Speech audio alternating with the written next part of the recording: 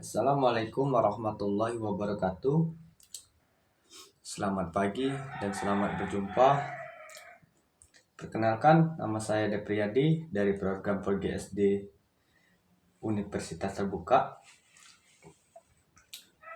Baiklah, langsung saja. Di video kali ini saya akan mempresentasikan tugas dari karya ilmiah saya yang berjudul Kegiatan Pembinaan Kepemudaan dalam Bidang Pembuatan Ikan Asin yang bertempat pada Desa Sukamrindu, Kecamatan Sungai Rotan, Kabupaten Muara Enim, yang merupakan tugas dari Bapak Rian Dwi Kurnia MPD dengan mata kuliah pembelajaran berwawasan. Oke, langsung saja kita ke bab 1, yaitu pendahuluan. Yang pertama itu adalah latar belakang. Pengasinan merupakan suatu cara pengolahan ikan dengan hasil produk berupa ikan asin. Cara ini telah umum dilakukan dengan tujuan agar ikan lebih awet atau tahan lama. Penghasilan adalah suatu proses pengolahan ikan dengan cara memberikan garam sehingga mempunyai kandungan garam sangat tinggi yang kemudian dikeringkan. Kegiatan penangkapan ikan asin di Desa Sukamrindu telah cukup lama dilakukan, tetapi masih belum banyak mengenai proses pembuatannya, terutama bagaimana prospeknya dilihat dari sudut pandang ekonomi. Berdasarkan hal tersebut, perlu dilakukan penelitian mengenai pembuatan ikan asin yang dilakukan oleh pengolahan, terutama untuk mengetahui kelayakan usaha ini. Yang kedua yaitu tujuan. Menghasilkan pendapatan tambahan. Pembuatan ikan asin ini dapat menjadi sumber penghasilan bagi masyarakat pesisir yang memiliki hasil tangkapan ikan yang melimpah.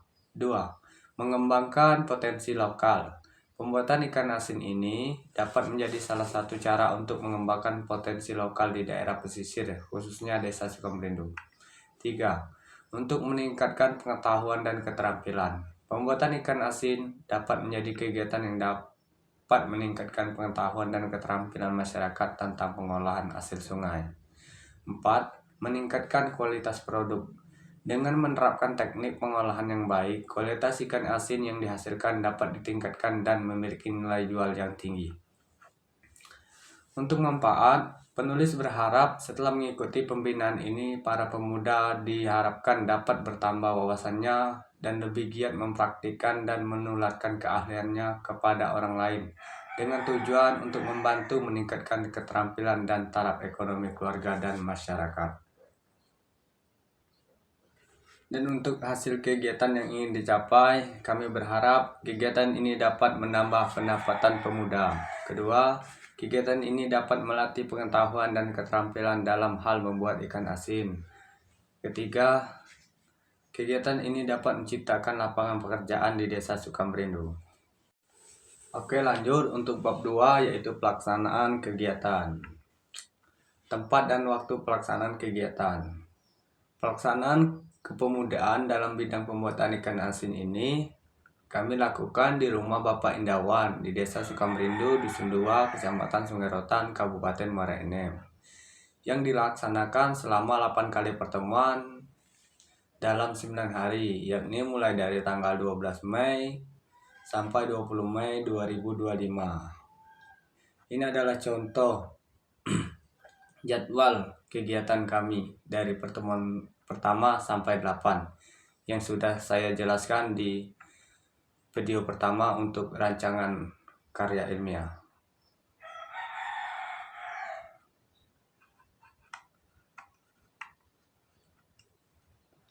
Lanjut, materi pelatihan kegiatan. Bahan dan alat. Seperti proses kegiatan keterampilan pada umumnya, sebelum praktek membuat ikan asin, maka kita berikan dulu materi teori membuat ikan asin. Hal ini bertujuan agar warga belajar memahami cara membuat ikan asin dan mengetahui bahan-bahan dan alat yang digunakan untuk membuat ikan asin. Adapun bahan dan alat yang digunakan untuk membuat ikan asin adalah bahan 1. Ikan segar, 2. Garam, 3. Air. B. Alat 1. Pisau, 2. baskom atau ember, 3. tempat penjemuran, 4. talenan kayu. Materi pelatihan kegiatan. Pembuatan ikan asin ini diawali dengan menyiapkan alat dan bahan. Proses pembuatan: 1. Pembelahan. Tahap awal: siapkan ikan segar, kemudian ikan dibelah untuk memisahkan ikan air dari isi perutnya. 2. Pencucian. 3. Penggaraman. 4. Penjemuran dan pengeringan. Untuk strategi dan deskripsi jalannya kegiatan, pembelajaran dilaksanakan dalam tatap muka secara langsung. Narasumber memberikan materi yang mudah dipahami dengan menggunakan metode ceramah, tanya jawab, dan pengamatan.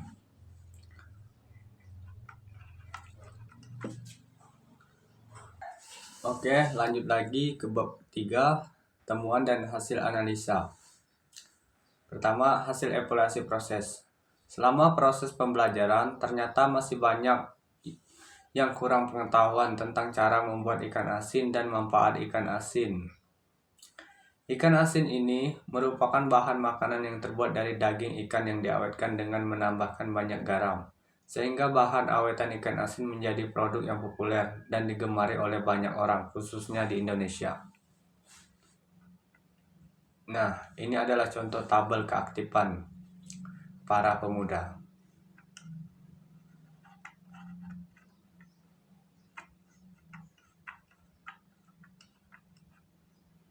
Lanjut, kedua, hasil evaluasi produk.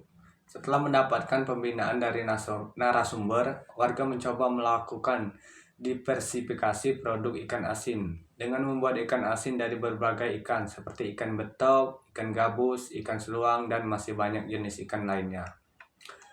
Produk yang dihasilkan dari pelatihan keterampilan membuat ikan asin cukup memuaskan. Pada dasarnya, para pemuda sangat berminat pada keterampilan ini. Maka dalam pelatihan keterampilan membuat ikan asin tidak begitu sulit karena mereka menunjukkan minat yang besar dan dengan cepat dapat memahaminya.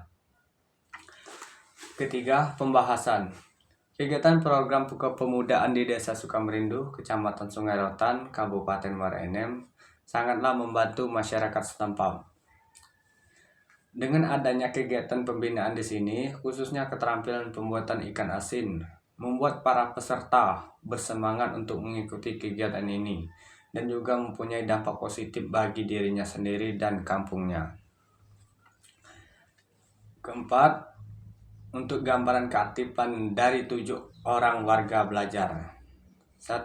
Merespon terhadap penjelasan. Warga belajar antusias dengan diadakan pelatihan ini mengingat banyaknya informasi penting yang belum diketahui bisa menjadi tahu setelah diadakan pelatihan. 2.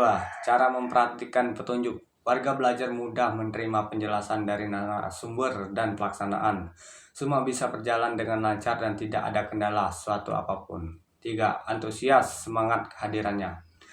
Antusias warga belajar dan masyarakat terhadap kegiatan ini tampak pada kehadiran dari masing-masing peserta yang hampir seluruhnya hadir dalam setiap pertemuan. 4. Perbandingan antar sebelum dibina dan setelah dibina. Banyak informasi yang kurang diketahui oleh warga tentang pembuatan ikan asin yang baik dan aman untuk dikonsumsi. Warga belajar banyak untuk mengetahui mengenai manfaat ikan asin, sehingga bisa tahu manfaatnya. Setelah dilakukan pembinaan ini dari narasumber dan pemuda lebih paham mengenai cara pembuatan ikan asin. Berikut adalah contoh tabel perbandingan sebelum pembinaan dan sudah pembinaan. Dari belum bisa menjadi mahir, dari belum bisa menjadi rajin, dari belum bisa menjadi mahir. Oke, lanjut untuk analisa hasil tes sebelum dan sesudah kegiatan. 1. Warga dapat belajar menerima materi dengan cepat. Selain itu juga mampu mempraktekkan dari semua materi yang disampaikan dengan terampil sehingga produktivitas warga belajar terarah. 2. Warga belajar dapat menerima penyampaian materi dengan baik. Selain itu juga mampu mempraktekkan dari semua materi yang disampaikan dengan baik sehingga produktivitas warga belajar terarah. 3. Warga belajar dapat menerima penyampaian materi dengan baik. Meskipun keaktifan warga kurang, namun warga belajar mendapatkan praktekan materi yang disampaikan dengan benar. 4. Warga dapat belajar menerima penyampaian materi dengan baik dan mampu mempraktekkan materi yang disampaikan dengan benar. Oke, lanjut untuk yang terakhir yaitu bab 4 penutup. Pertama, untuk kesimpulan, berdasarkan hasil pelaksanaan kegiatan kepemudaan keterampilan pembuatan ikan asin di Desa Sukamerindu, Kecamatan Sungai Rotan, Kabupaten Muara Enim, dapat disimpulkan bahwa anggota kegiatan kepemudaan keterampilan membuat ikan asin ini dapat memahami dan melaksanakan dengan baik. Hal ini dapat dilihat dari produk yang dihasilkan. Dengan kegiatan ini diharapkan jumlah pengangguran di Desa Sukamerindu, Kecamatan Sungai Rotan semakin berkurang dan warga belajar usia produktif dapat mengembangkan keterampilan yang dimilikinya serta dapat melatih kemandirian. Tingkat kesadaran tinggi serta antusias warga belajar dan minat warga belajar sehingga kegiatan ini dapat berjalan dengan lancar dan menghasilkan produk yang cukup memuaskan. Ini semua juga karena kegiatan ini mendapat dukungan dari berbagai pihak, yaitu keluarga saya sendiri. Untuk saran, 1.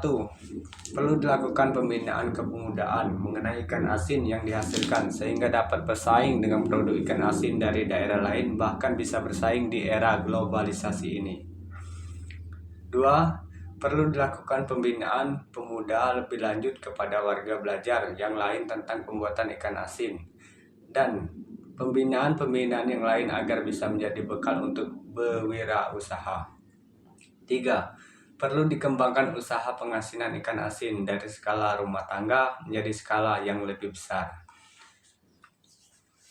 Untuk tindak lanjut, dengan diadakannya kegiatan pembinaan ini diharapkan dapat lebih meningkatkan pengetahuan dan dikembangkan oleh masyarakat sehingga kedepannya mampu meningkatkan taraf hidup dan mengentaskan pengangguran masyarakat agar para pemuda sebagai anggota belajar bisa mempunyai keahlian dalam keterampilan pembuatan ikan asin atau makanan lain yang penuh inovasi. Berikut contoh tabel identifikasi kebutuhan kegiatan kepemudaan.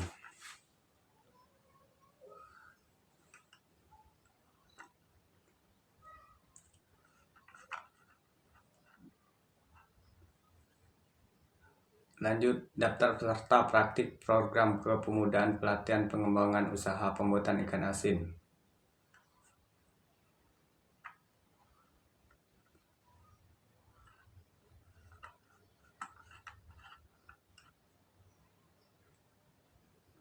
Ini adalah contoh tabel hasil tes sebelum dan sesudah kegiatan. Nah, ini untuk nilai yang saya berikan sebelum kegiatan. Dari 69 menjadi 90, dari 50 menjadi 70.